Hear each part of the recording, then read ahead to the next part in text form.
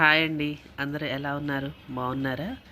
ఈరోజు క్విక్గా అయిపోయే తాలింపన్నం రెడీ చేసుకుందామండి. ఇది పొద్దున్నే హడావిడిగా ఉన్నప్పుడు క్యారేజీల్లోకి త్వరగా అయిపోతుందండి. ఇందుకోసం ముందుగా మనం 4 ఉల్లిపాయల్ని, కొన్ని పచ్చిమిరపకాయలు, కొంచెం కరివేపాకు అన్నీ రెడీగా పెట్టుకోవాలండి.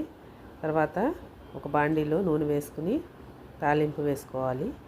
తర్వాత అందులో మనము తరిగి పెట్టుకున్న ఉల్లిపాయలను వేసి దోరగా వేయించుకోవాలండి. ఆ ఉల్లిపాయల్లో కొంచెం పసుపు వేసుకోవాలి. తర్వాత కొంచెం ఉప్పు కూడా ఇందులోనే వేసుకుని కలుపుకోవాలి. ఇలా కలుపుకుంటే ఉల్లిపాయలు త్వరగా వేగుతాయండి. ఇలా ఉల్లిపాయలు వేగుతూ ఉండగా తర్వాత మనం పక్కనే రైస్ వండుకొని రెడీగా పెట్టుకుని దానికి క్యాప్ తీసేసి అన్నం అంతా పొడి పొడిగా ఉండలు లేకుండా రెడీగా పెట్టుకోవాలి.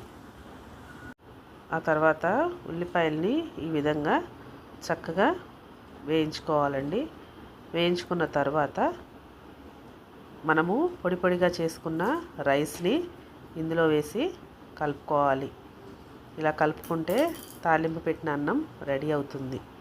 చాలా టేస్ట్గా ఉంటుందండి. దీంట్లో కావాలంటే పెరుగు చట్నీ కూడా చేసుకోవచ్చు. చాలా టేస్ట్గా ఉంటుంది.